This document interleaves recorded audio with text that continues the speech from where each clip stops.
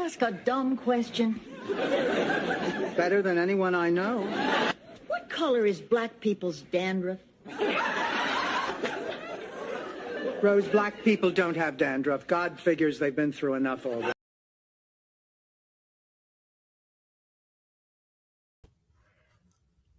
Hello, and welcome back to Two Snarky Girls. I am not allergic to cheesecake. Well, I'm so bad at the accents. My God. Hi, everybody. Hey, I don't know who I am. I feel like I'm a mix of Blanche and Dorothy and Rose. I don't know. This is all I had, okay? And I'm gonna switch between the accents, and I'll probably do Blanche better than anybody because I'm a Southern belle after all.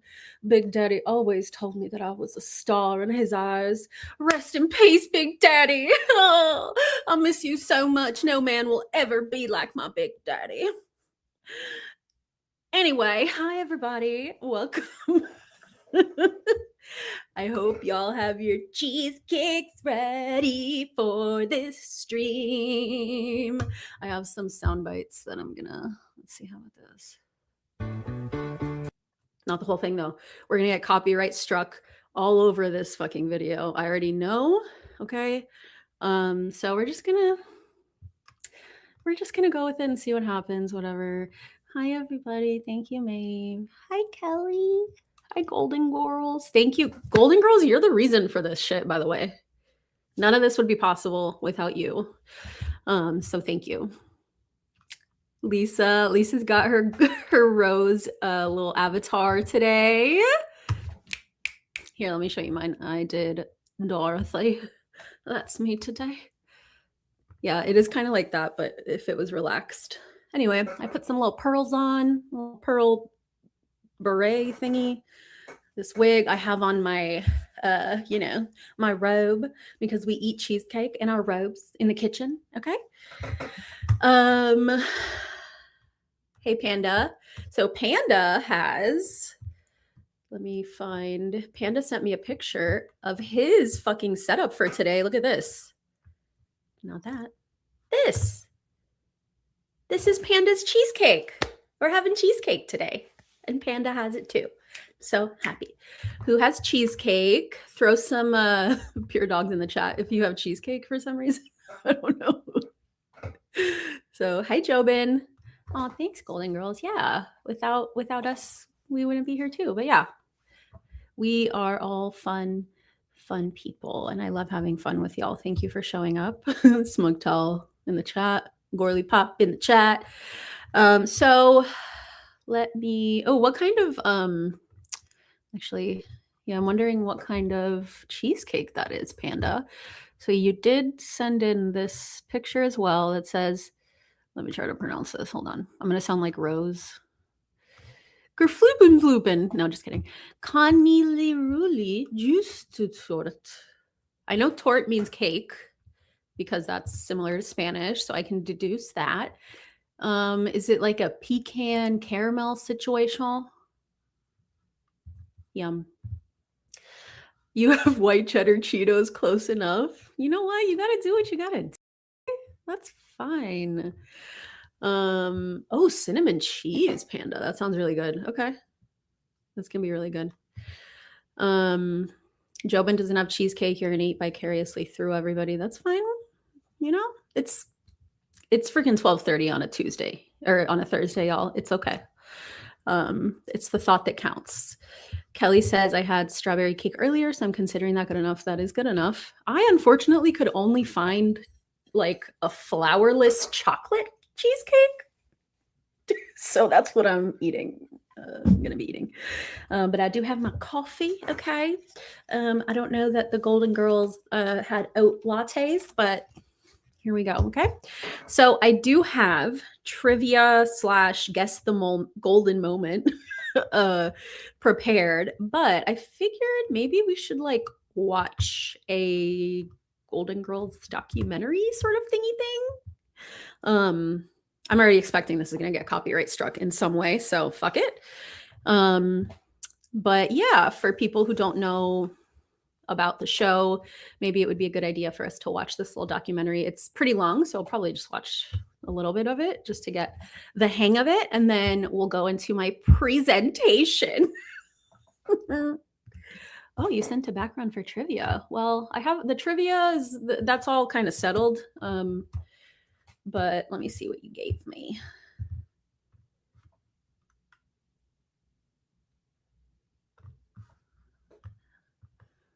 Oh, like a sound. Okay, I see. I'll see. You didn't know there'd be a quiz. Yes, there's going to be multiple choice answers though, so that's fine. So yeah, let's start with this. So this is called Thank You for Being a Friend, Remembering the Golden Girls, and it's a video on YouTube by the creator Jose.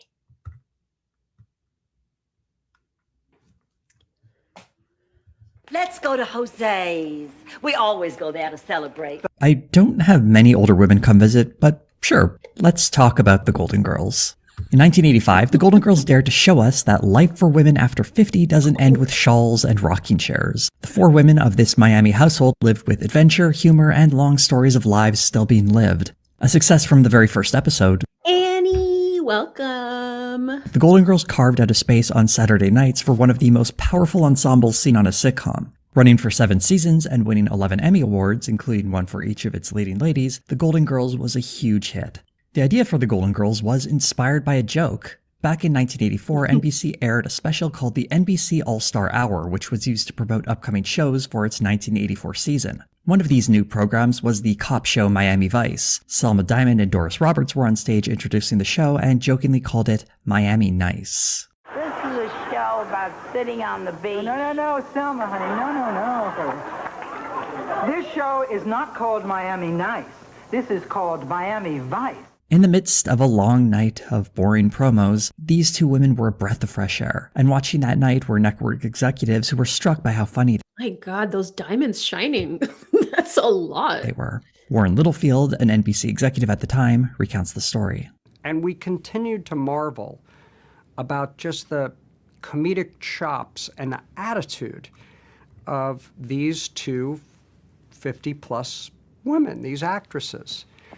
Golden Girls started as this kind of internal discussion of it doesn't have to suck to be a 50-plus woman in America. NBC approached producers Paul Younger-Witt and Tony Thomas with this rough idea of a sitcom starring older women. The 2 producers then approached writer Susan Harris to create the concept and write the first script. Harris had found success having created shows such as Soap and Benson, but Golden Girls would prove to be her biggest hit. When it came to casting, the Golden Girls was tapping into a talent pool that had largely been ignored, actresses over the age of 50. Littlefield explains. 50-plus women were not being given jobs in television. They certainly weren't starring in feature films. We had our pick. Susan Harris wrote the character of Dorothy as a B. Arthur type, though ironically B. Arthur was the last member to join the cast. According to Arthur, she had heard rumors about her starring on a new sitcom before even seeing the script, but once it finally made it into her hands, she was sold on it. Finally, I was sent the script. It was like nothing I had ever read before, and I just thought, what a great script. What a great script. Okay, I kind of do look like her with this wig.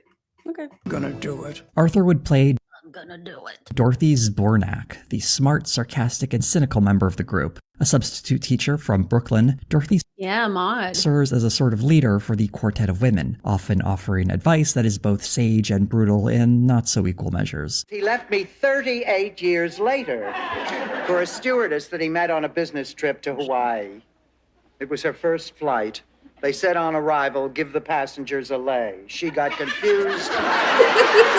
Rue McClanahan and Betty White were originally considered for opposite roles. Betty White was originally considered for the role of Blanche, the salacious Southern belle, because of her work as Sue Ann Nivens, the saucy housewife on The Mary Tyler Moore Show. The most voluptuous, exciting, desirable creature on God's earth.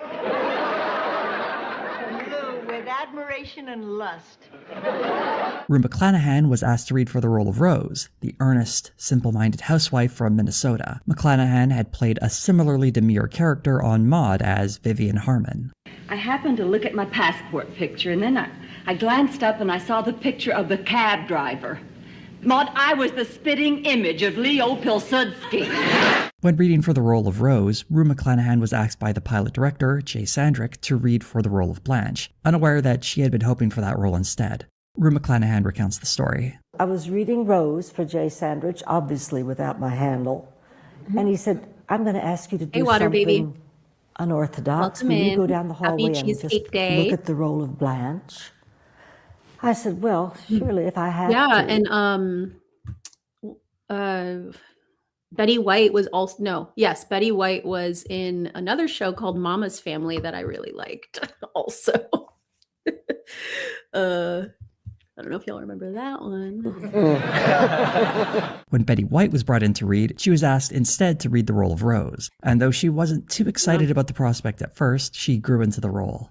Blanche Devereaux is a Southern belle who owned the house the four women lived in, a gift from her late husband. Self-absorbed and a relentless flirt, Blanche seems to know every man in Miami, and she would be proud to say that not a single one of them has ever forgotten her. When a beam of moonlight. Dude, hit my yes, cleavage. Mama's Family. So good. I mean, Carol Burnett. Suddenly, the band Well, began and to Vicki play. Lawrence, obviously. It was at that moment I realized my bosoms had the power to make music. Rose Nyland, originally from St. Olaf, Minnesota, is a former housewife who moved to Miami after the passing of her husband. Sweet and caring, Rose is the most innocent of the women on the show and has a talent for missing the point of most conversations, turns of phrase, or basic instructions. This old woman was in the mirror. I didn't even recognize her. Who was it? The last member of the quartet was ironically the first one cast. Estelle Getty was a relative unknown at the time, though she had recently made a name for herself in the play Torch Song Trilogy. She had spent most of her time in small productions in New York City, and that play was her first real taste. Yeah, this is a fun fact that like she was younger than or like contemporaries with the rest of the women on screen, but she played somebody that was 80 years old so well. Taste of major success in acting after working in the field for decades. It Hi, also brought her to nerdiest. the attention of Hollywood, and she found herself chosen for a role on The Golden Girls. Oh. Sophia Petrillo, Dorothy's mother, was a former resident of the Shady Pines retirement home. Having recently suffered a stroke, Sophia was blessed with the gift of saying whatever was in her mind at the moment, whether it be an old story from her youth in Sicily or a snappy insult towards one of the other women. Most of the time it was an insult. Every morning, like clockwork, at 7 a.m., I pee. Unfortunately, I don't wake up till Dave, can I move in? I need a lanai too. late.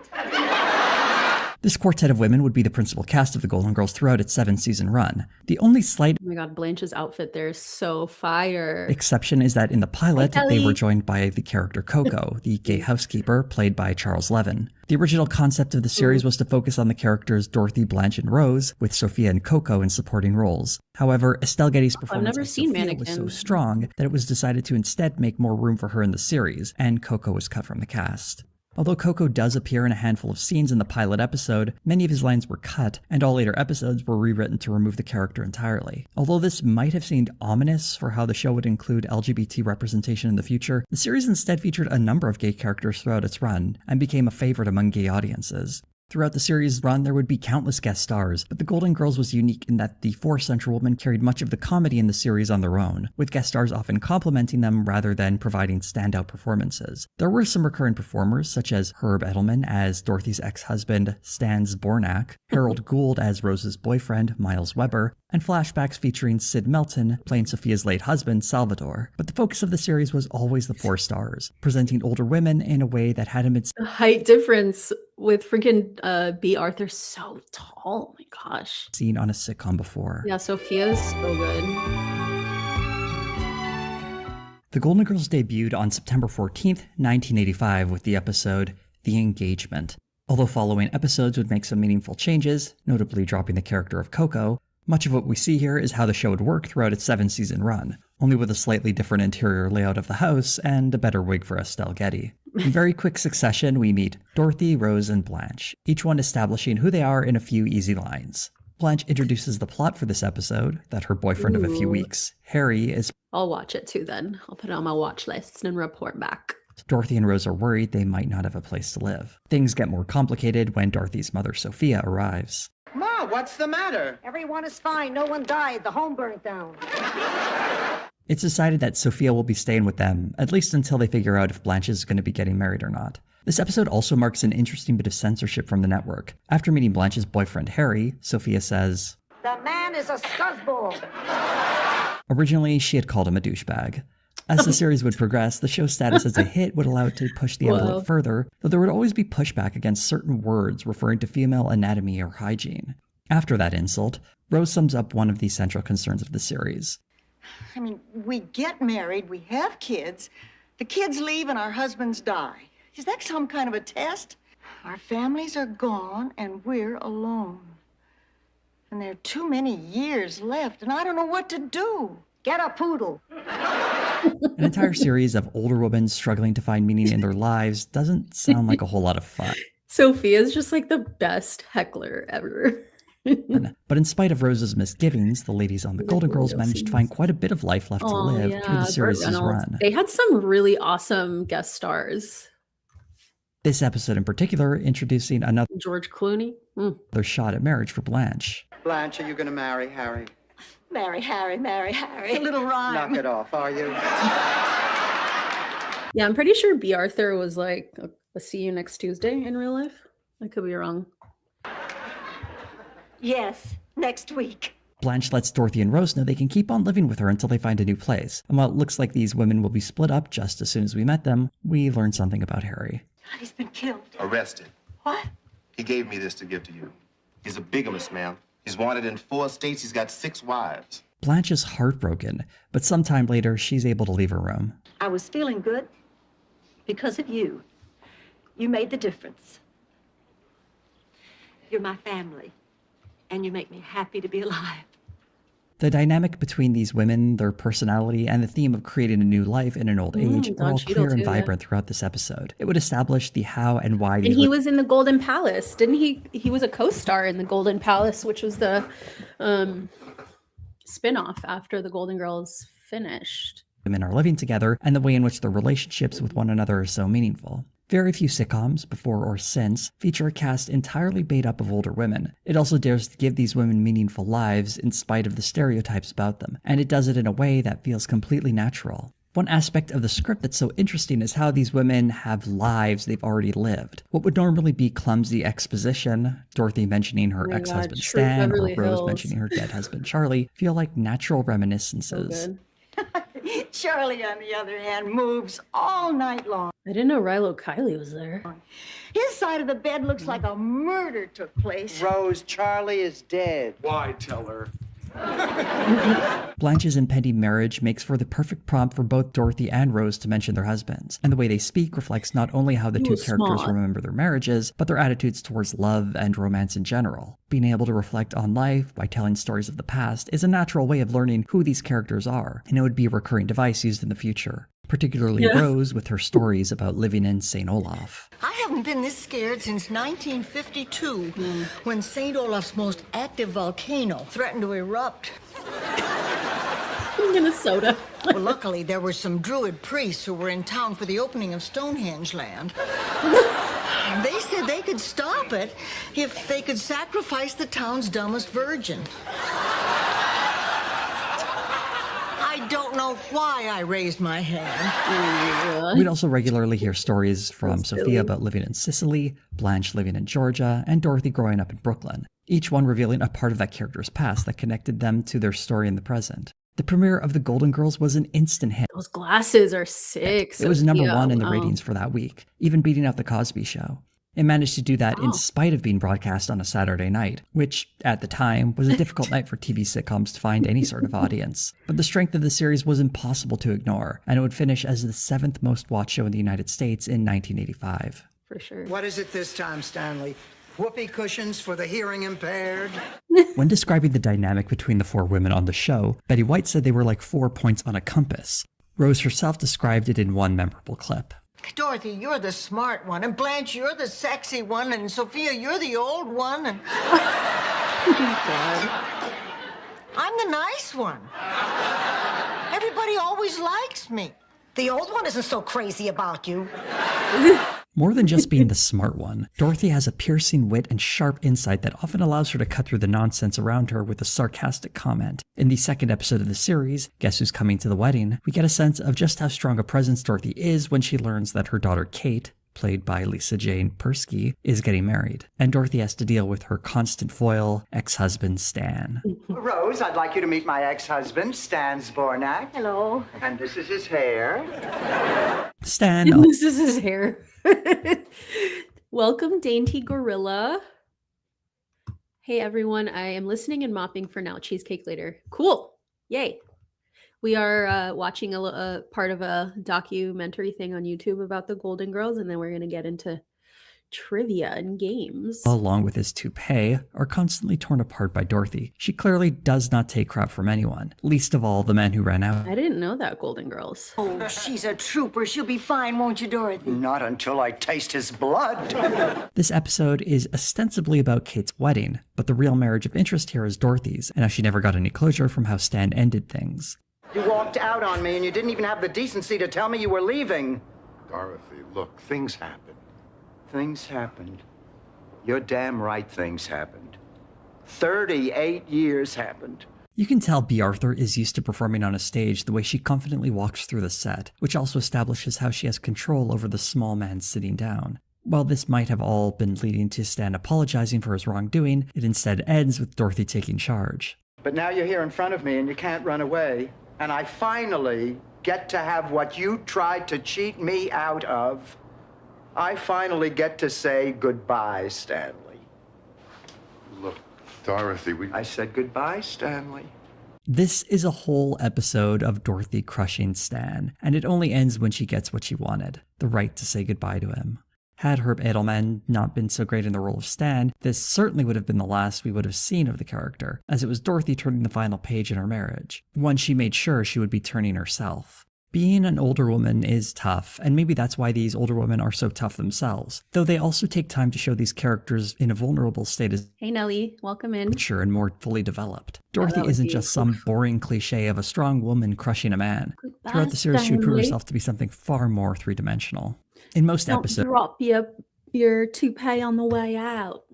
Dorothy is the level-headed one, capable of seeing the injustices in the world around her. But in many episodes, that persona is flipped as she often finds herself falling into the pitfalls she so easily spots others stumbling into.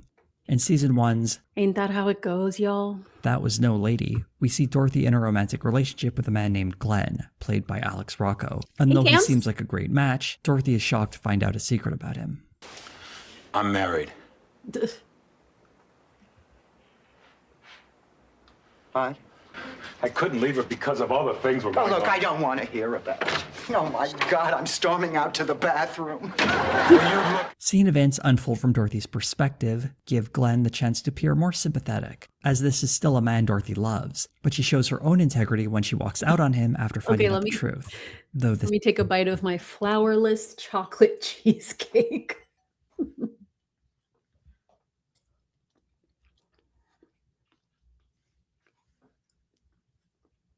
Y'all, I think this is just fudge.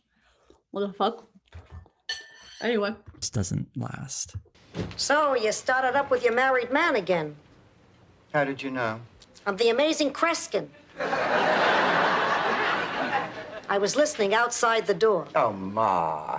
Oh, I can't put my ear to the door, but you can put your... Ma! Blanche, Rose, and Sophia offer advice, and perhaps because of that, Dorothy comes to a conclusion. Things aren't working out anymore, and I don't know what to do to make them any better. You can't leave your wife, and I'm not cut out to be the other woman. Dorothy does much of the heavy lifting here on her own, but key to that is the That's gotta be really traumatic to have been married and then cheated on, and then be the person that another married man is cheating with. counsel of her friends, and it demonstrates that whatever strength Dorothy may have, even she isn't infallible That was a pretty feeder behavior, actually. and needs a bit of support and a reality check from time to time. Dorothy is the embodiment of a modern woman in the 80s, in charge of her life, but still trapped in a world that won't give her her due. She grew up in an immigrant household, achieved her dream of becoming a teacher, but still had to struggle after becoming pregnant as a teenager, going through a bad marriage, and now just managing to get by on the salary of a substitute high school teacher. It's hard to say if her strong will was created in spite of or in response to a world that isn't always welcoming of women. But whatever the reason, it becomes most apparent that there are forces working against Dorothy taking full control of her life in the season 5 two-parter, Sick and Tired. It opens with Dorothy feeling unwell. Cannot get rid of this flu, and it keeps getting worse, not better. But it's been months now. Maybe it's not the flu. Flu doesn't last that long. Dorothy has already seen 2 doctors, both telling her that she's fine, but she can't seem to escape this feeling of exhaustion. Dorothy, you've got to see another doctor. Raymond is not a specialist. Yeah, but what kind of specialist do I need? Well, just call up Dr. Raymond, ask him. He'll refer you. You have to, honey. You're getting sicker and sicker. Things don't get any better with a visit to Dr. Stevens, played by Jeffrey Tambor. All I can think about are my test results and how to keep this gown closed. Don't worry about it. Oh my God, this guy was like a doctor in Three's Company too. He made his rounds in the sitcoms. You won't be needing it. Dorothy, get dressed. You're fine. I beg your pardon? So Dorothy tries another doctor in New York, played by Michael McGuire, and he doesn't think anything is wrong with her either. But he does make a suggestion. Yeah. Take a cruise, Dorothy. Go to a hypnotist. Change your hair color. My wife became a blonde. She's a new woman. Dorothy's frustrations start to boil over. Nobody Jeffrey Tambor. believes me. Anyway. Everybody thinks I'm crazy. Maybe I am. Maybe I'm really crazy. Oh, Dorothy, you are not crazy. I mean, you are absolutely not crazy. I've seen the way you walk. I've seen how wiped out you get. You're not crazy, honey. You're sick. Dorothy's situation I love that. is difficult, though it would have seemed so much harder if she didn't have friends like Rose reassuring her that she isn't losing her mind. And what I particularly like about this two-parter is how it shows that her illness isn't something that only affects Dorothy. It's something her friends feel alongside her. She can't do anything anymore. So what difference does it make that they don't have a name for it yet? It's still something. They were like... Yeah, Lisa. Woman says, I don't feel well. Doctor says, you're crazy. Change your hair color. You know, the amount of times that I've been told like something, the chronic pain that I feel like in my neck, I have like neck issues. The doctor's always like, it's probably stress. I'm like, okay, well, yeah, but like, I can't just not be stressed. Like, it's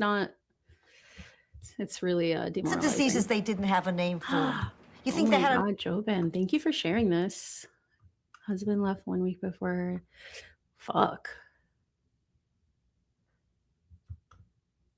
Damn. You survived. Yay. name for the Black Plague when one guy had it? Thousands had to die Yeah, before they knew what it was.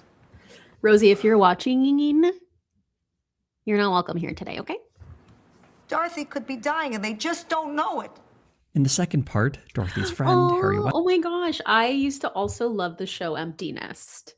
And there was a crossover between Golden Girls and Empty Nest. They were like, you know, neighbors or whatever. Weston, played by Richard Mulligan, finally offers some kind of meaningful direction for her. So do you think I'm crazy too? Dorothy, I think you're very sane. Just because a doctor hasn't found something doesn't mean there isn't something there. They just don't make shows like this anymore.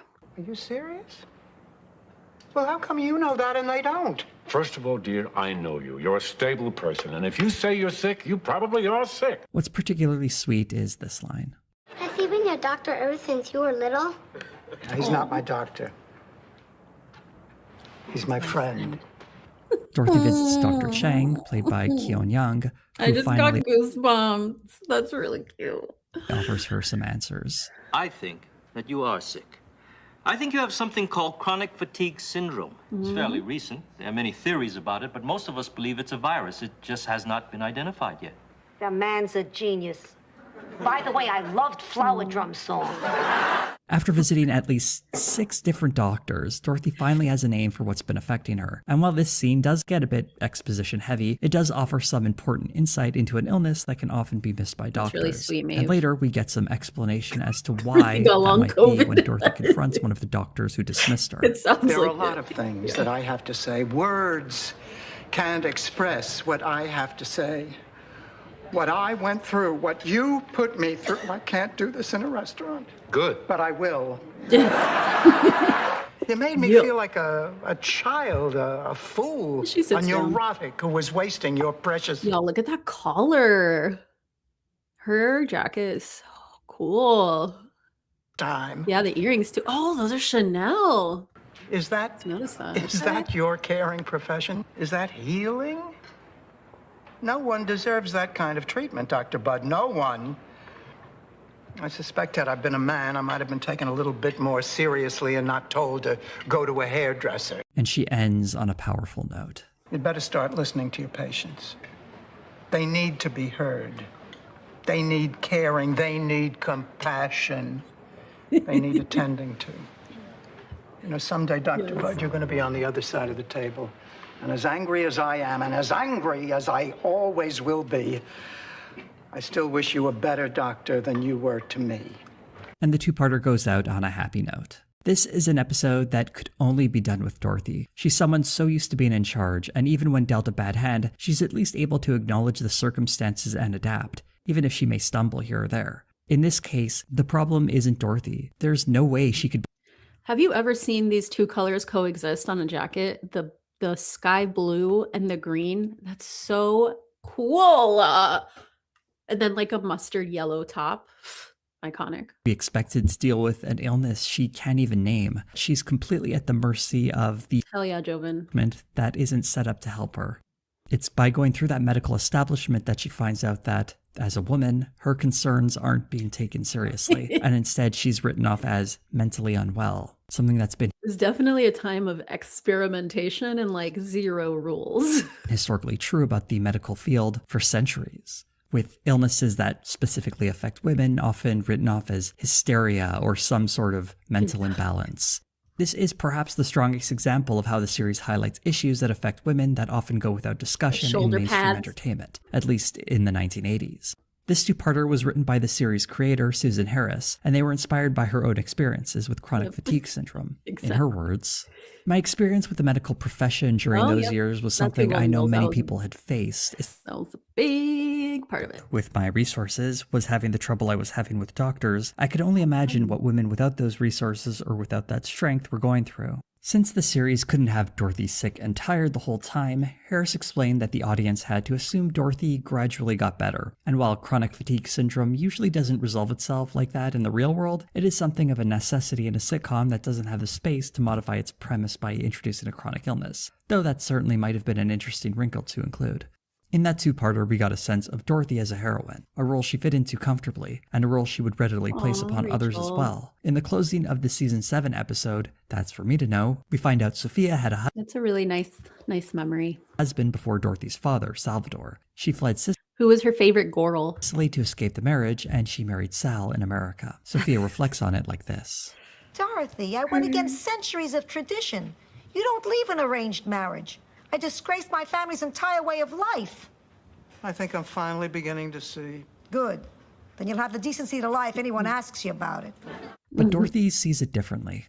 She single-handedly dragged her family into the 20th century by refusing to be thought of as property and demanding instead to marry a man she loved.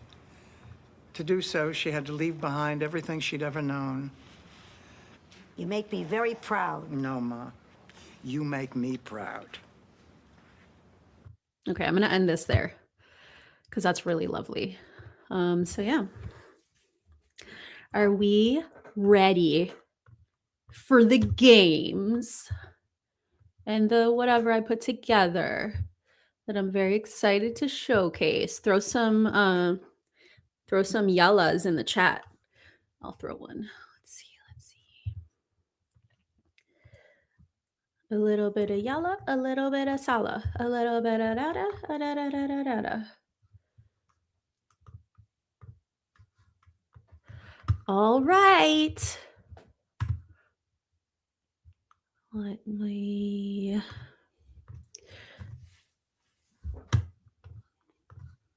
All right, we got some yellows in the chat. Thanks, everybody. So I just have a few slides to go through before. So it's a little picture. I was going to use this as a thumbnail. So it's like a little alternate one that I liked. Happy Golden Girls Day. Happy Cheesecake Day. I need a cheesecake. That's Blanche. Okay. So just another little promotional picture. Oh, wait, which purse? Which purse are we talking? Oh, are you talking about this one? That's so cute. So this is their promo pic. All right, so let's play Golden Girls trivia. Unce, unce, unce, unce, unce, unce, unce, unce, unce. Thank you for being a friend. All right. Question number 1. And we're going to put this, so there's multiple choice, so just throw your answer in the chat, A, B, C, or D. So we have, what is the dark secret of Ted's that Dorothy swore not to reveal, but revealed anyway? And somebody may have given that away earlier in the chat.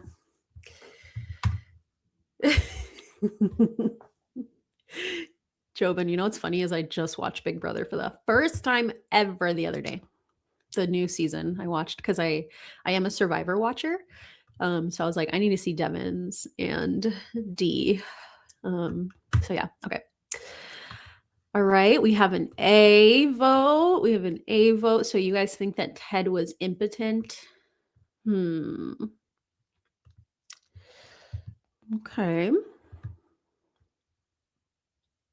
Gonna wait, see if we get more votes. So you think so the choices are he's impotent, he's gay, he's married, or he's in love with Sophia. And the answer is A.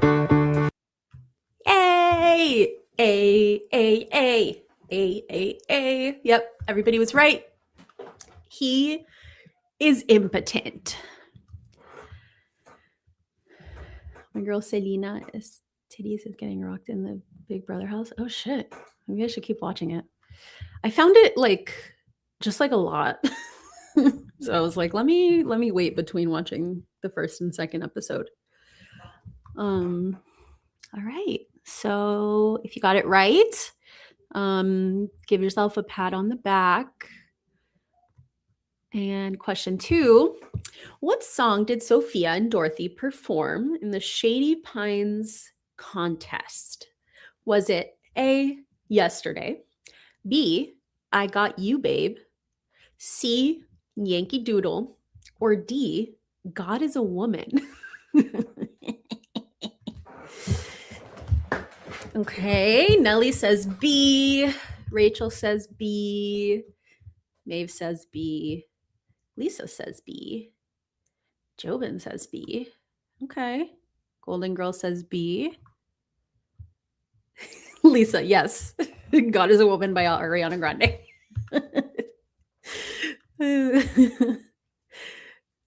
Okay, so let's see what it is. What song did Sophia and Dorothy perform in the Shady Pines contest? I Got You, Babe, which was B, and so all of you got it right. Very cool. Actually, let me pull up a picture of that. I'm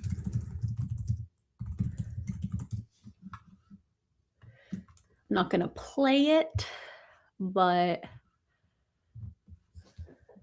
it's a really funny picture. Yeah, the Sonny and Cher outfits were iconic. Here we go. There we go. Mother and daughter singing I Got You, Babe. It was so freaking cute. It was great. All right. Why not blue? Dappa D. Well,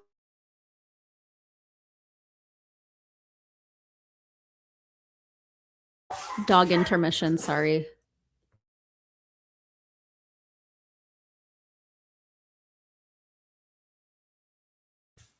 Okay, next.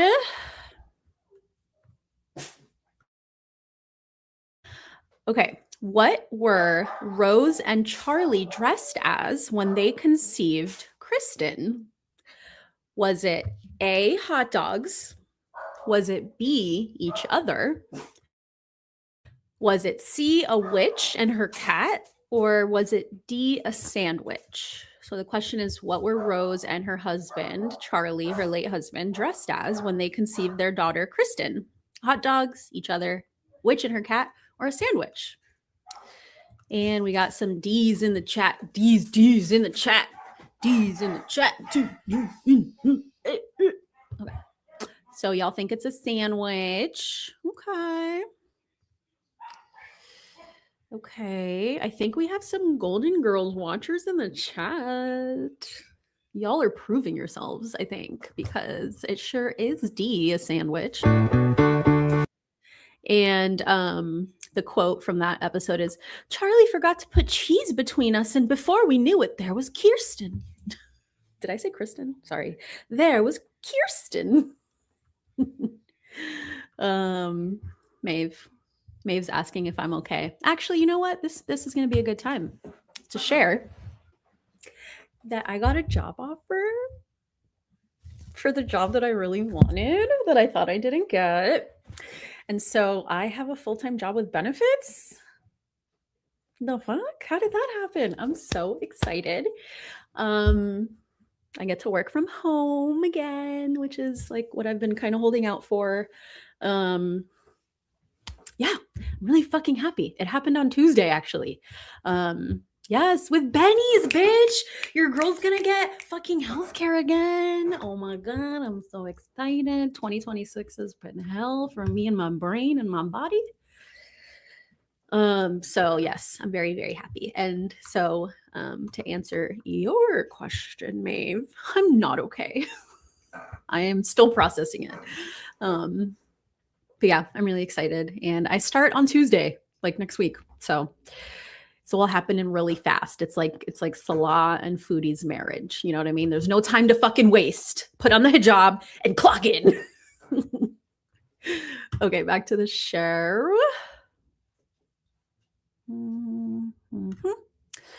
Okay, everybody says D. I know, Golden Girls, your dog heard sandwich. She actually doesn't know that word, I don't think. Rosie's Lego boyfriend got uploaded and passed checks. Cool. Okay, cool, Panda. Maybe then I could stream it tomorrow or sometime in the weekend. We'll do that. Thank you, everybody, for the congratulations. I'm so happy. Yeah. Long, crazy time. Thank you. My new job is being a romance scammer. Bitch, if I knew how to grift the right, I would be doing it. But yeah, I have a proper job now. So, and condolences and happy good vibes to people who are underemployed or unemployed right now. Hang in there. All right, next we have question 4 is, what was Sophia making with her hot plate the night Shady Pines burned down? Was it bacon? Was it s'mores? Was it a steak? Or was it spaghetti? Rachel says B, s'mores. Golden Girl says B, s'mores. Okay. Lisa, you think s'mores also? Okay.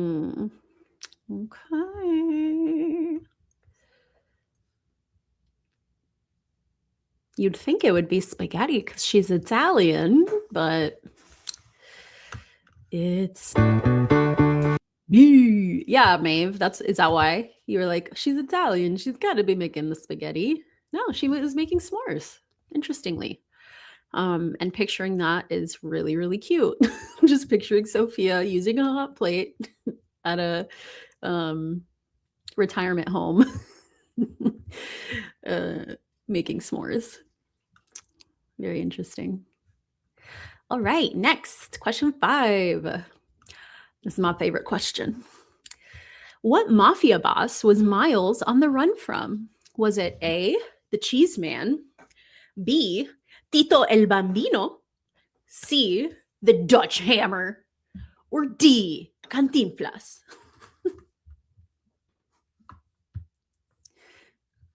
Oh, Nelly, your mom used to roast marshmallows on the electric stove burner. I've heard people do that too. That's, I mean, why not? Just be careful and everything's good. It's an open flame. All right, we got A's in the chat. So you guys think Miles was on the run from the Cheese Man? That's such a silly name, though. Surely they would not make a mafia person named the Cheese Man. Well, it sure is a Cheese Man. Yep. Cantinflas is this guy. Hold on. I should have had these prepared. So D is not a swear word. It is a Mexican not the actor. Is it the actor's name? I think Cantinflas was the actor's name, or the name of the character. It's like a Mexican, let me see what it says. Mexican biographical comedy drama. And yeah, it's kind of like, do y'all know what Chavo del Ocho is, and like all that series? This is kind of similar, where it's like this one character, and there's a bunch of different like performances that this guy does, and TV shows and stuff like that. Anyway, yeah, you guys were right. It was the Cheese Man. Okay. Aw, Golden Girls, thanks for the 10 jewels. Happy poop. Let me see what it looks like on that. Oh, cute. It's like kind of gold and it has a happy face. That's cute. Thank you. Thank you for the jewels. Cheese is haunting Rose. Yeah. Oh, okay. Next, we have question 6, which is, okay, what is the name of the St. Olaf fight song? Is it A, Onward St. Olaf? Is it B, St. Olaf Rise Again? Is it C, Go St. Olaf Go? Or is it D, St. Olaf, we're all nice here? Okay, Rachel says A. She wanted to be Butterqueen. Golden Girl says A. Maeve says A. Go, go, go. Panda says E. Fight song by Schmerilyn Schmanson. Jobin also says Onward St. Olaf A. Lisa says A. All right, let's see. Yeah, it was sure A. I don't think we ever hear the song, but she like sings it or something. So yeah, really funny. And I don't know if this picture is like photoshopped or what, the one that I have up there, but it looks like Rose singing with a choir. Maybe that was just Betty White, but okay, next. What fruit does Sophia buy at the market every single mother effing day? Is it A, a banana, B, a cantaloupe, C, a key lime, or D, a nectarine?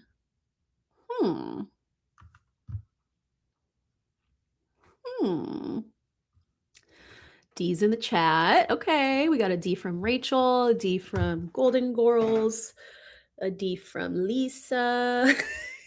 And Jobin.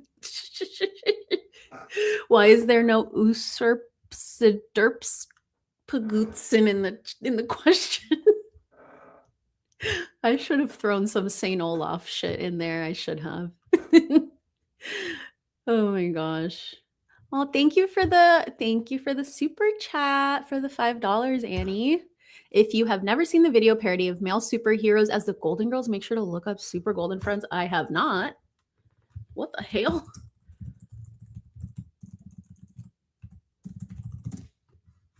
Okay, I'll watch that later. But back to your super chat. You're the dumbest person I've ever met, but thank you so much for the money. Thank you so much. All right. Golden Girl says eggplant. Okay. Yeah, I'm gonna watch it. It looks hilarious. Actually, maybe I have seen it. Oh, I love it. I love parodies. Okay, so what fruit does Sophia buy at the market every day? She buys nectarine. A nectarine. Maeve, that's the first one you didn't know, by the way. No prunes. Are you being ageist, Jobin? Just kidding. I feel like I do remember, like I do have a vague memory of Sophia talking about prunes at one time, but apparently she got a nectarine every day. Who'da thunk? So okay, next question is, what was Dorothy's father, Sal's, nickname for her? Is it A, Peperoncini, B, Sophia Jr., C, Spumoni Face, or D, Dora?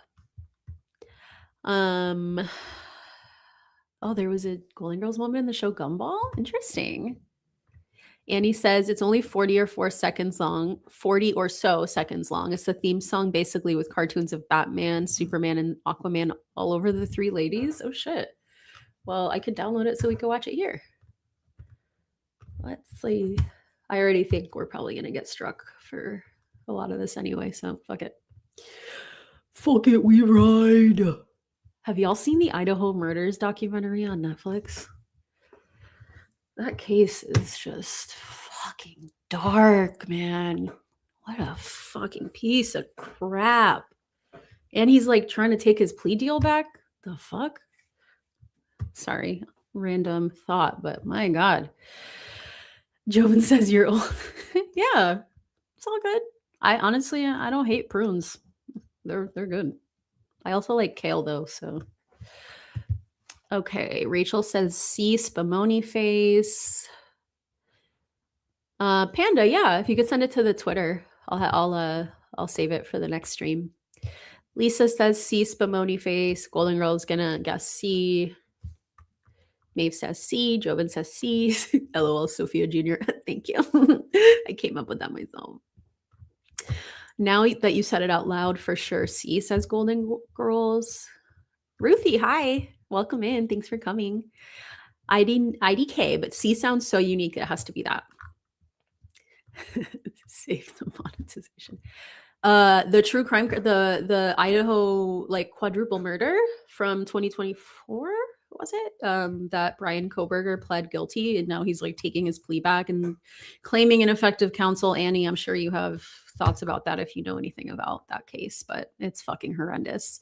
And the documentary on Netflix, I think it just recently like dropped. I saw it yesterday. It's a 3-part series. Yeah, absolutely insane. Like just how everything that the families have been going through, like the families didn't hear about the plea deal until it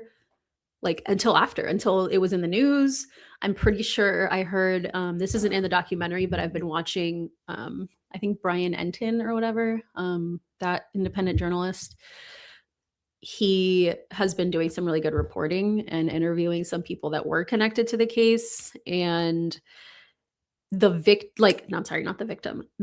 Brian's family was involved in the plea deal, but none of the victim's family had any idea that that was happening until they fucking came out with the news. It's just absolutely insane. Okay. Kelly's gonna go with A. And let's see. It is C. It was Spumoni Face. Very cute. Sal was a very cute guy. Oh my God, yeah. One of the victim's sisters read him for filth. Oh my God, insane. It just came out recently, so it's he is a freak. Fuck, man, insane. Yeah, it is definitely a system. Annie says it'll never work unless his new counsel can prove some kind of constitutional wrongdoing in the collection of evidence. So what I heard in the Brian Enton podcast episode that he dropped today, because he interviewed somebody that was part of the defense team, and basically there's a way that he can claim that it was unconstitutionally the genetic genealogy match thing that they did. There is a way for them to say that that was unconstitutional because they're going to claim that they needed like a search warrant or whatever. I don't know. I wouldn't be surprised, honestly, just because of how fucking twisted shit is. But God. Sophia about Sal. May he rest in peace until I get there. She's so funny. Oh, I love Sophia. All right, next. Question 9. Which letter could Blanche's sister twist her body in the shape of during cheerleading tryouts? I'll say that again. Which letter could Blanche's sister twist her body in the shape of during cheerleading tryouts? Is it A, R, B, P, C, L, or D, I? Oh my gosh. Maeve says question mark. I hope it's A, says Maeve.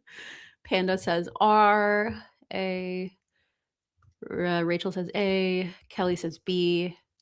Golden Girl says A. Nelly says B. Okay. Jobin says R. I'm just trying to fucking figure out how any of these letters. Well, I and L is easy, right? But like, that's crazy. A for R. But Blanche had them panties. Mm-hmm. All right. It was A, which is R. How the fuck can you do that? Okay, Annie says, if he can make an argument to throw out the DNA evidence, then that's the system working. We can't let the principle of innocent until proven guilty and constitutional rights lapse based on the crime. Yeah, we'll see. Well, so there's the DNA evidence. So there's the genetic genealogy process that they're saying was unconstitutionally collected. That's what they collected from the garbage can where they got his dad's like earwax or something and they connected it to him. But there's actually a exact match on the knife sheath that he left behind. So there's multiple DNA situations to fall back on. But yeah, I don't fucking know shit. I just know about true crime stuff, so very ignorant. Rah rah sis boom ba. Yeah, Annie is that girl for sure. All right, so a few of you are right with the letter R. Somehow she was able to do that. All right, question 10. What was the name of the superhero Rose dated? Was it A, Mr. Terrific, B, Super Terrific? Was it C, Superman of Your Dreams, or D, Miami Man?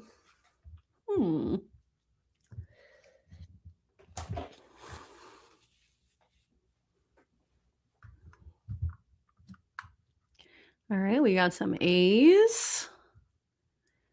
We got Miami Man. We got A, D. Okay, so you guys are thinking Mr. Terrific or Miami Man. Okay. He can fly.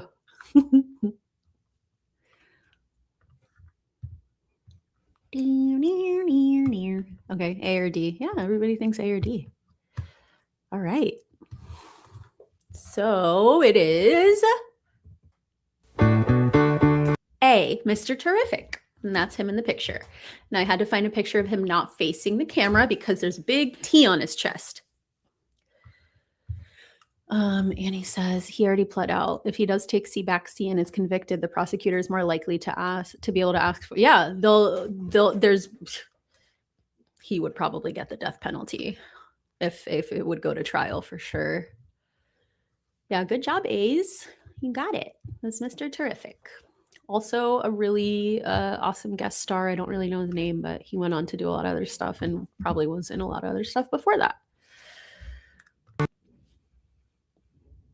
Okay, question. Oh, hi, Sliced Ed. Ed says, oh shit, I thought this would be members only, else I wouldn't have missed it. Aw, it's okay. Planches would be the mattress king. Truly. Oh my gosh. So insane. Okay, so for this question, it is, what was accidentally placed inside of a leather jacket that was sold at an auction?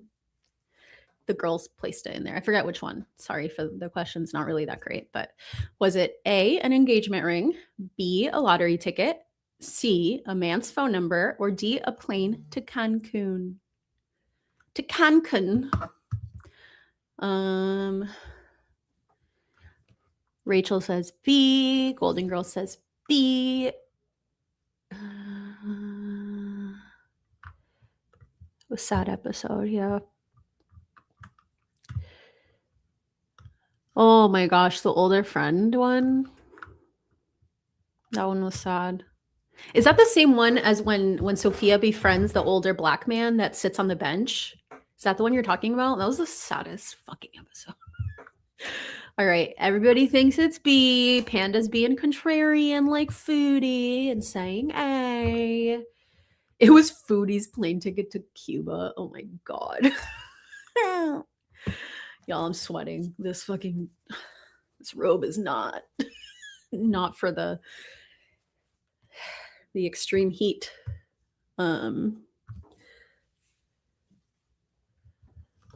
Okay. So it was a lottery ticket. Good job, almost everybody. They put a lottery ticket inside of a jacket that was accidentally sold at an auction. Yep.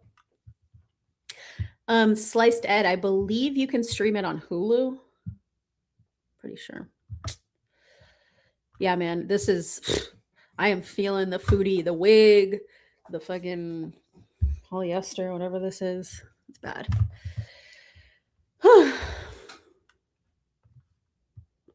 Okay, that was the end of trivia. So I have a few more slides, and these are Guess the Golden Moment. So it's going to be similar to when we do Guess the Moment for Goral World stuff, when we see a very close-up part of something, and then we try to guess what it was about.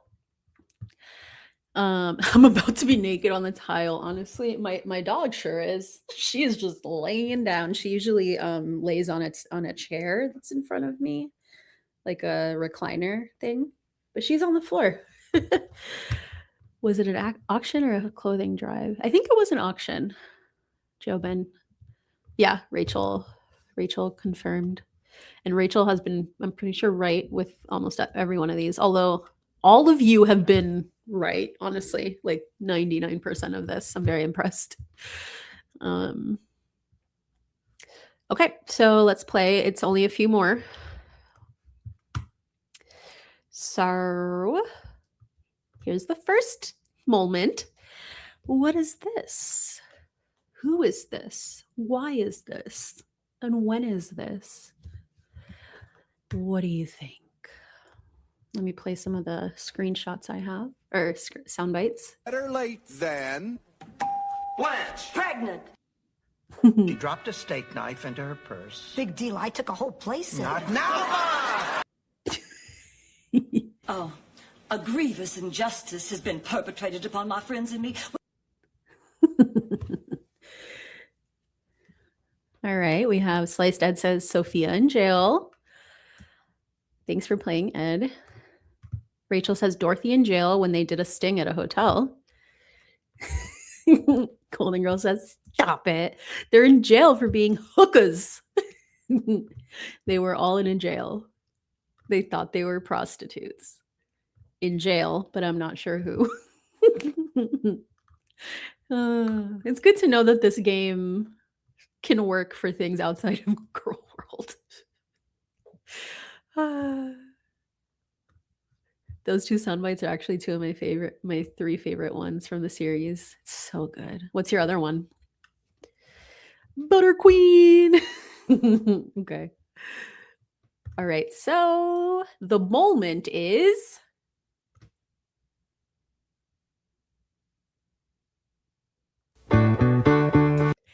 when Blanche wins 3 tickets to a Burt Reynolds movie premiere and after party. She promises to take her best friends Dorothy and Rose along for the festivities. Unfortunately, the group left out a sour Sophia. She eventually wins the last laugh after the girls are mistakenly arrested for prostitution, which suddenly makes Sophia the only one free to party with the movie star. And the icing on the cake, Burt Reynolds makes a cameo at the end of the episode to take Sophia on a date. Friggin' crazy.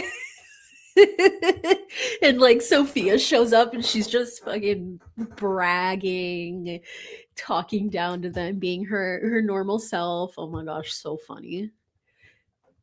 You never had it, Stanley's your third. Oh, so good. Oh my, what cute earrings. A runner up is the Sophia one about Sal in Heaven. Oh, yeah, that one kind of did look like that little part. I'm gonna say Burt Reynolds. Oh my god, yeah, and then they went to lunch. Incredible. And the one about Dorothy doing time in Attica. Oh my gosh, I could see that. All right. Next. What moment is this?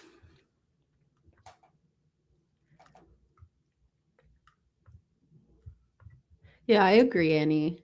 I mean, I'm a consumer of it, so I can't really agree because I'm contributing to it.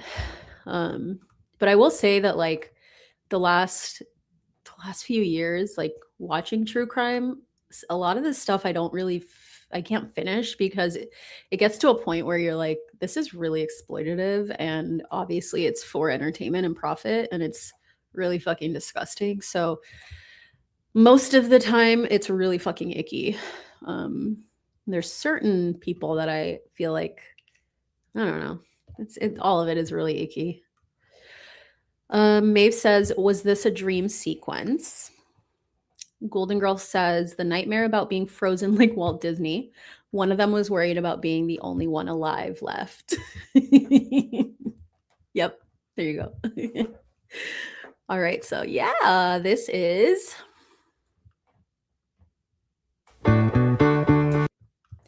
Rose faces heart surgery and makes her friends promise to have their bodies cryogenically frozen when they die so they can be thawed out in the future. Sophia gets excited about the prospect, noting that future science will attach their frozen heads to young new bodies. Dorothy tells Rose, I could strangle you. And Rose responds, with what? They don't have arms in the dream. Sophia had the hot lady body transplant. Yeah. Oh my God. So funny. Look at her with her little vest. She is, oh God, this is so funny. What a show, man. So good. Yep. Classic frozen heads.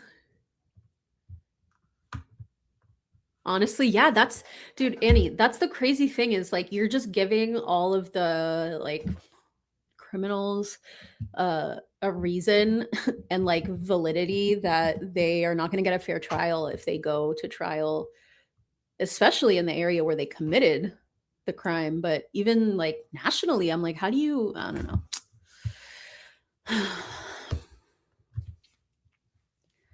All right, next. All right.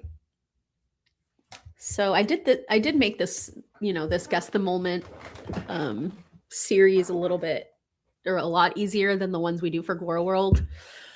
So here you can clearly see it's like, it's Dorothy, and then the other one you could see it was Blanche's head on the ice.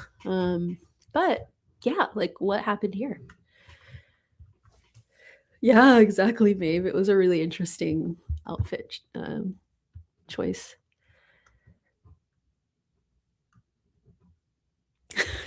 Snarky 2's here.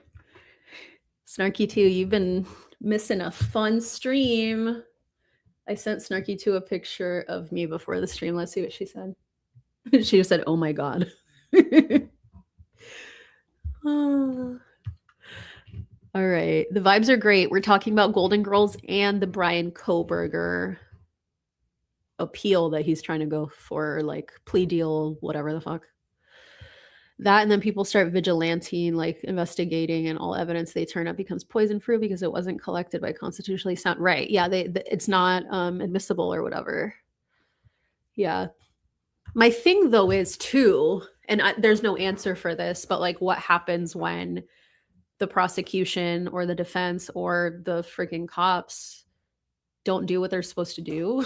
Like if I don't know, if I were the victim's family or something, like I can see why people would want to take it into their own hands when they feel that the work wasn't done, and a lot of the time it hasn't been done. Like there's just I mean, I think the FBI in the Brian Kohlberger case, from what I heard, again, I don't want to, whatever, but one of the people that was working with the defense on that case was talking about how the FBI, like, basically, well, let me not talk about it, okay? Yes, Snarky 2, the loser who killed the kids. Yep. The fucking freak. Okay, so this is when they were all sick with the flu, says Jobin. When they're all sick on the couch, says Lisa. Golden Girl says they're sick. How can I feel so bad but look so good? Yep. Sick with a cold, says Rachel. Sophia got that young guy as a date to the award ceremony. The other girls were sick at. Yep. Mm-hmm. Or when Rose sang the St. Olaf fight song. Oh my gosh.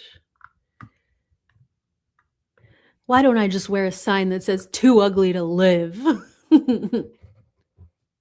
I do have some music. I don't want to get copyright struck though, so I haven't been playing like. You'll see now when the correct answer comes on. I made it so that you hear the first 3 seconds of the theme song right now.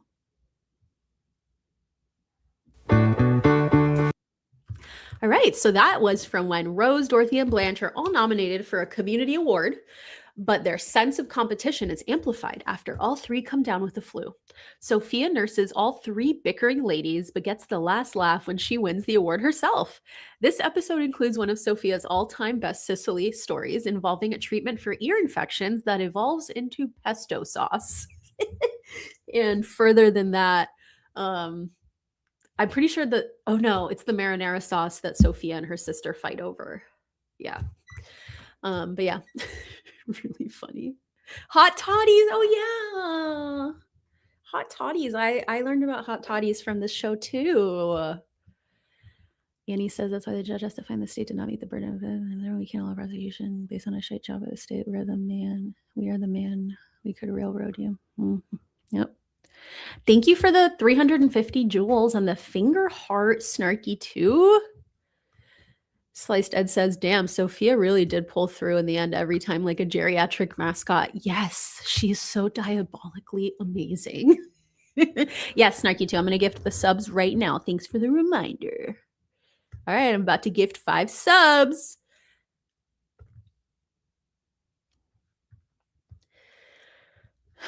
All right. Who got subbed? We got a few people that I don't know if they're on the chat right now. Someone named Danny, someone named Actual Facts, Mantis Monster, and Mars. We haven't seen Mars in a while, but Morning on Mars got a membership and Intuitive Candy. Welcome, girls. And Annie super chatted us $5 beautiful earlier. Thank you again. And we got a happy poop jewel from Golden Girls earlier as well. Welcome to the party, people. Oh, your Golden Girl says, my favorite Sophia story is the one about Picasso. Picasso. Which one is that?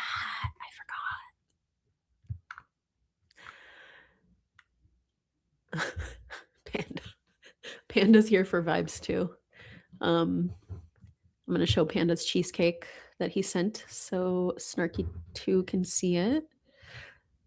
Panda sent me a picture of his cheesecake before the stream. Look at that.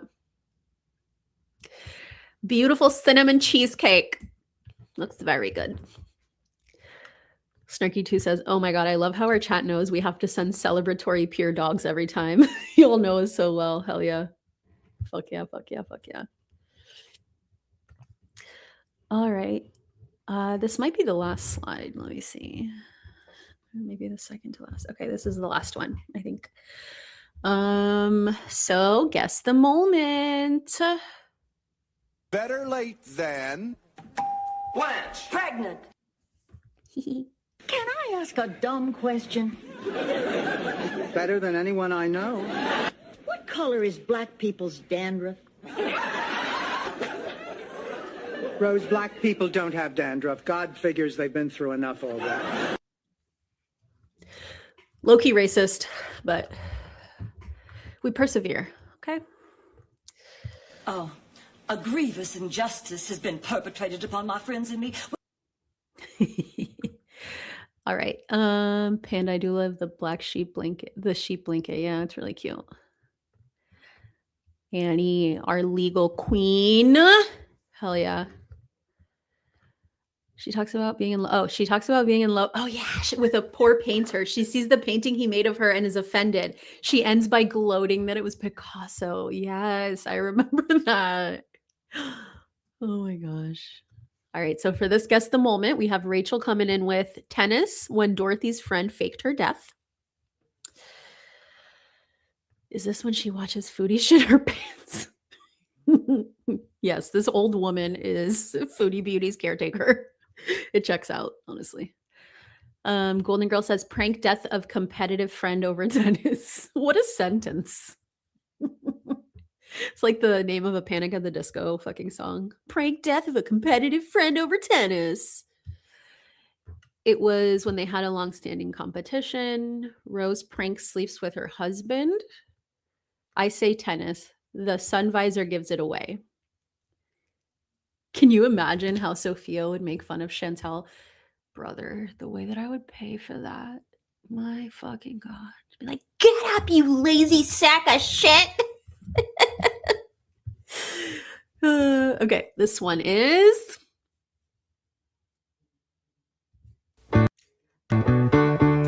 So this one is when Dorothy's high school friend and tennis rival, Trudy...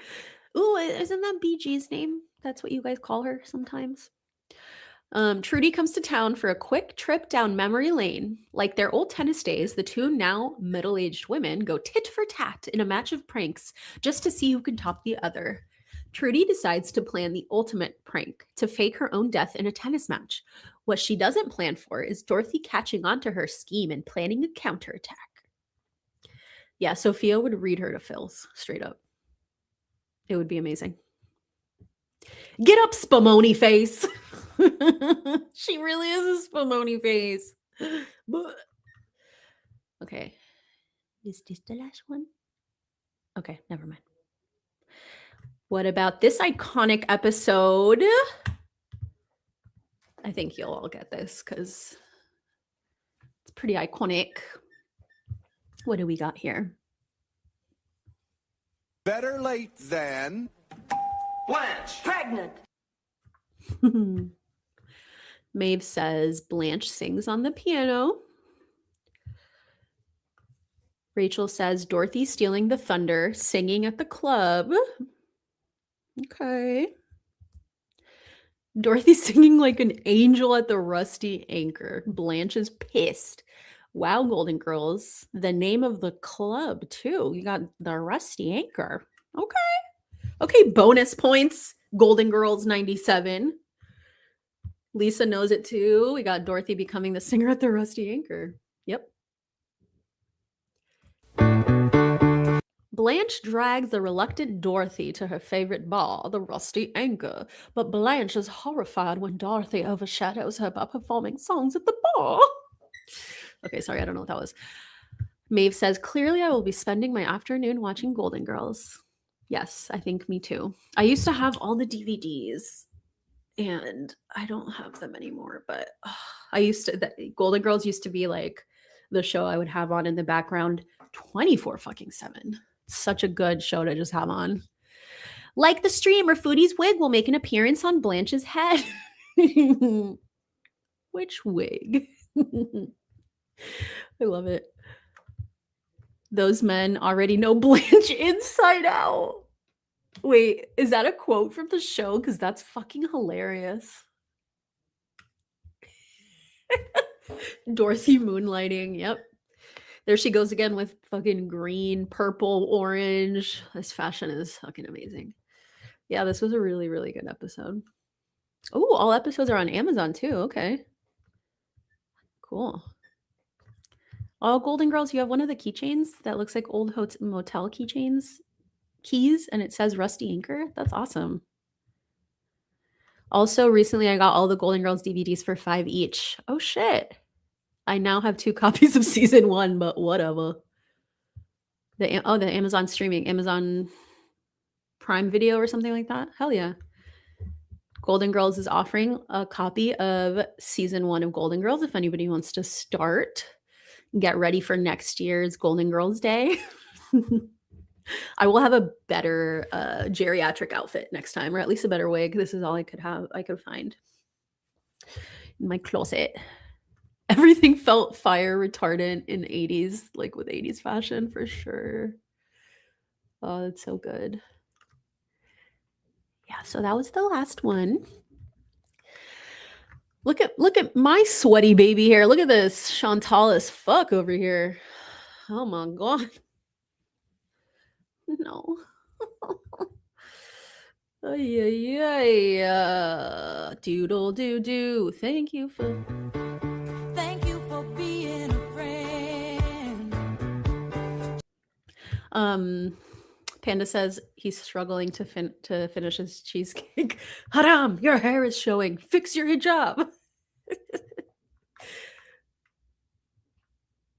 Fix your hijab. So fucking funny. I went to buy hairspray yesterday and oh my god, I want $2.99 Aquanet. Yes, do they still sell it? Aquanet is a shit. Hell yeah. Panda. I mean, Golden Girls. So Snarky too, earlier in the stream, Panda said that he was always already halfway done with his cheesecake. And at that moment, I grabbed my plate and I started eating mine. And then Golden Girls called him a Fifi. And now she said that that's something a Fifi would say too. That it was that he's struggling to finish his. Okay, Remily. Foodie Squad. Oh, there was no Aquanet. Maybe you can find some on eBay. It'll probably be not usable, but it would be great decoration. Fifi. I can't take credit for that. I'm pretty sure Quirky Moments says Fifi in that documentary that I watched about Rosie. But yeah.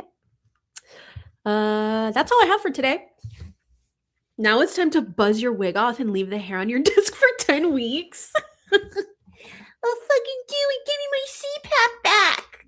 Meow, meow, Cuba.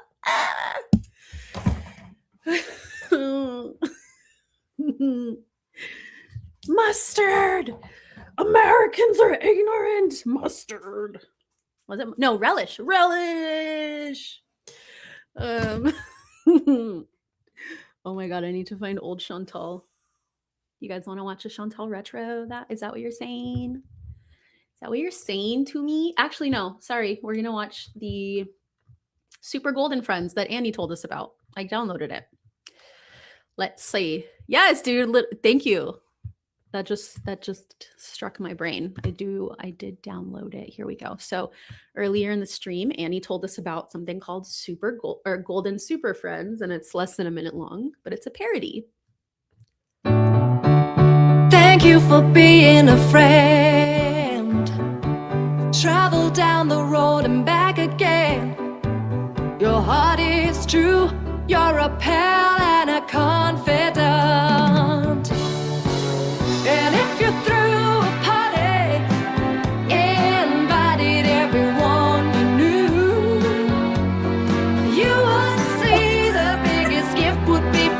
Oh my god, that does look like one. Thank you for being a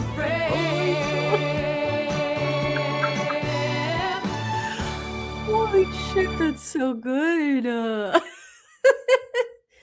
Wow. Good fucking job, Kevin Bapp. Wow. Oh, that's so good. Snarky too. I thought you were joking, but there actually is a video called The Golden Girls React to Foodie Beauty. Let me just see what the fuck this is.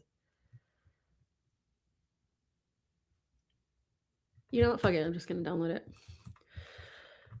It's from 6 years ago. Oh, I'm glad you had fun, Golden Girls. I had a lot of fun too, even though I'm sweaty. Can't wait for next year's Devereaux Petrillo reunion. Yes, it's gonna be just darling. I'll have my diamonds by that time. Big Daddy FedExed them to me, and they didn't make it in time because of the tariffs. Of course, Batman is Dorothy. Seriously. It's so funny. We just keep winning, seriously. Okay, here we go. Let's see. So this is called The Golden Girls React to Foodie Beauty by someone named Janice Lanes. It says, I was watching another channel and he was talking about the Golden Girls and it gave me this idea. Okay, let's see.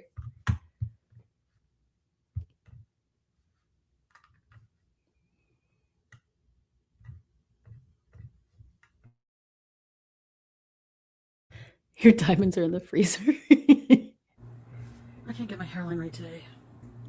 A lot of you people worry about what you're gonna wear. Can't get your hair right. Have a bad hair day. This is a bad hair day, okay? When you have to fake your hairline, you are having a bad hair day. That's why it looks like something you buy on a stick at halftime. Oh my god, what the fuck? This is so good. Oh my god, Janice Lanes, you absolute bitch. Why aren't you in here? My gosh. I'm hoping with all the healthy food I'm going to be eating that will help. But probably not, because I think it's a hormonal problem. Anyways, positivity. Positive.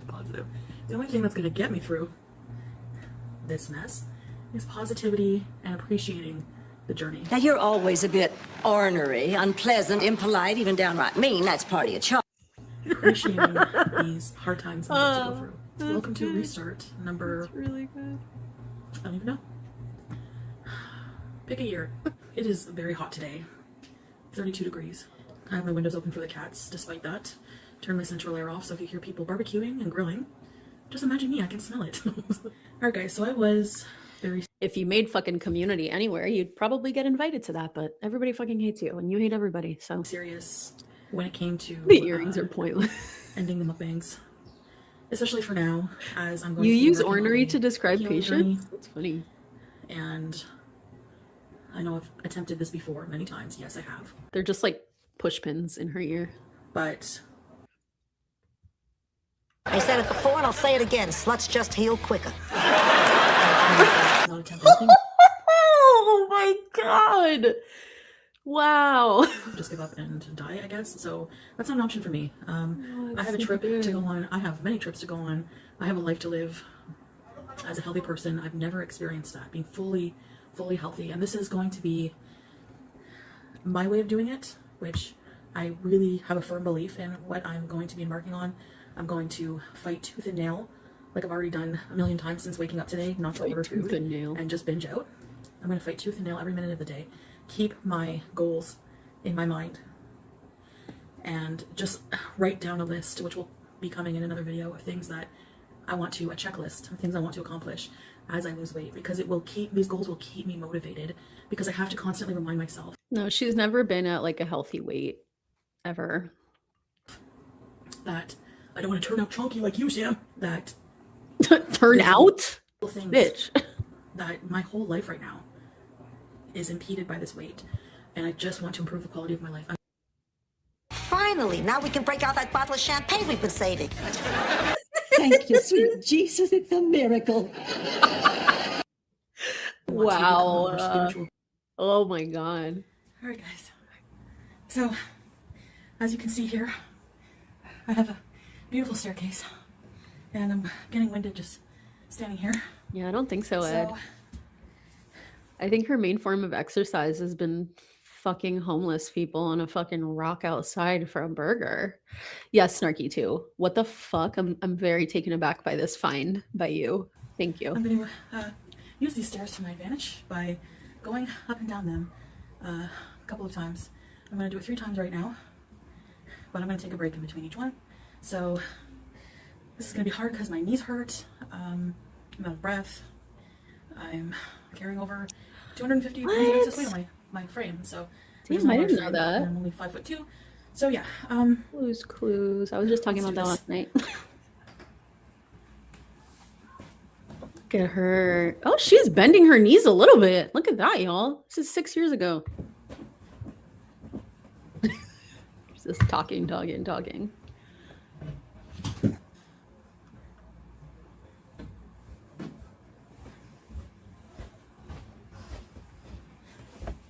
Creaking loudly.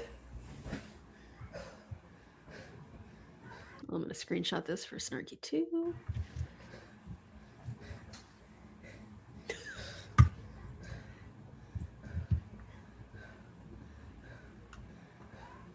She was flying up the stairs, yeah. Hey, Top Chat. Just once. So, Top Chat, this is actually a video called The Golden Girls Watch. The Golden Girls React to Foodie Beauty. So, it's clips of them and then it's clips of Foodie and then the Golden Girls coming on with a response. And it's actually really freaking funny. Yeah. She's... Along with the stripes.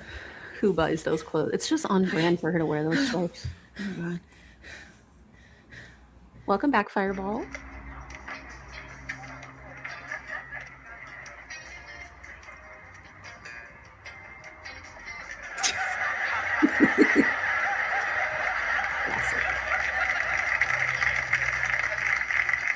Nice outfits, girls. Shut up, Rose.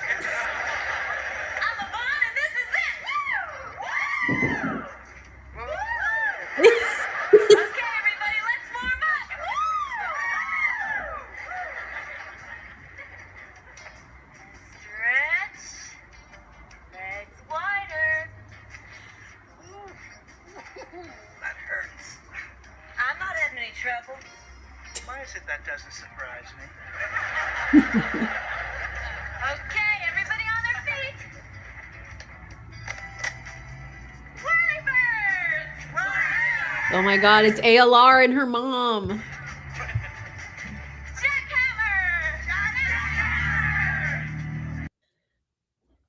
And he saw my plantains in the grocery store. He's like, "Oh, you like plantains?"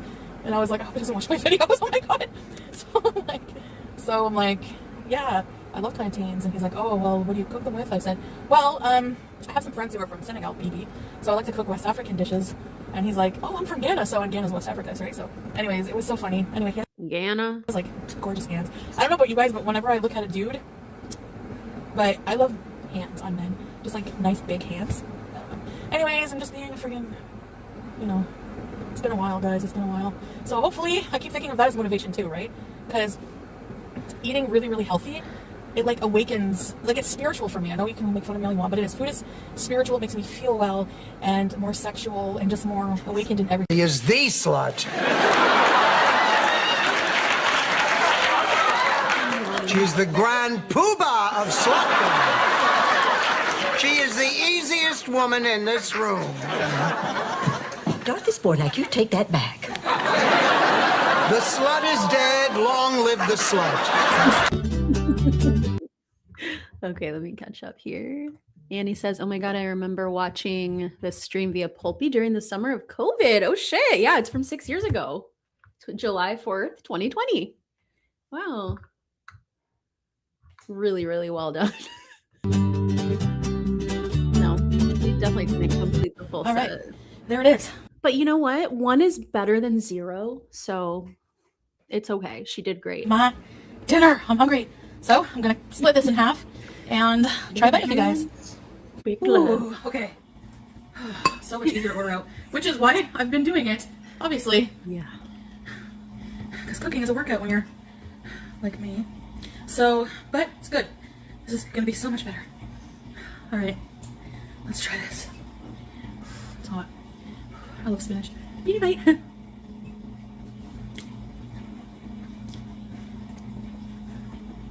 Why do we have to see her tongue? Sophia, that smells heavenly. Is it Chef Boyardee? Is it Chef Boyardee? Oh my gosh. Ed says, I don't think she can ascend any stairs now. Well, let me see if I can find the clip of her in Kuwait falling as she was walking up the stairs of their building. You guys remember that? She was having a really hard time going up the stairs in Kuwait.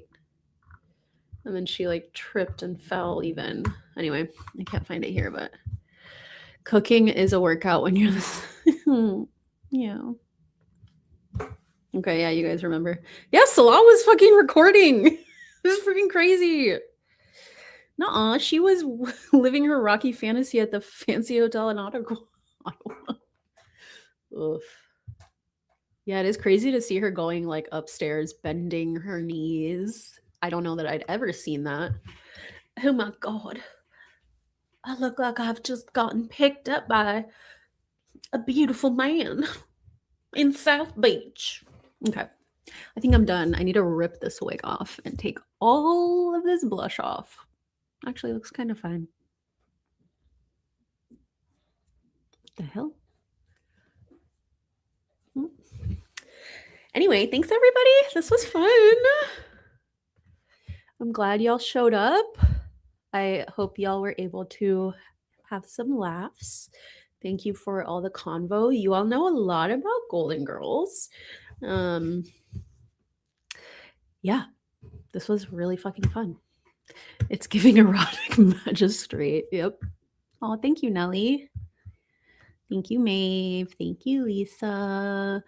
Panda, you didn't finish your cheesecake. I don't know that I'm gonna finish mine because it said cheesecake, but this is not cheesecake. This is just like fudge, and it's a lot. So maybe I'll have it throughout the day. Actually, I'm gonna put it under my table, and you guys are never gonna hear about it again. Okay. Love y'all. If I decide to shave this fucking hair off, I will do it on stream, okay? And maybe I'll come on tomorrow or sometime this weekend to do finish the Rosie Lego stream. Maybe I'll blackmail Snarky 2 into doing that with me. Okay. Thanks, everybody. Hold on, let me put the outro up. Doodle, doodle, doodle, do. Thanks, everybody. Have a good rest of your day. See you on the next one. She's so fat, she's so gross, she will never find love. The only one who could love this woman is the good Lord. Like and subscribe.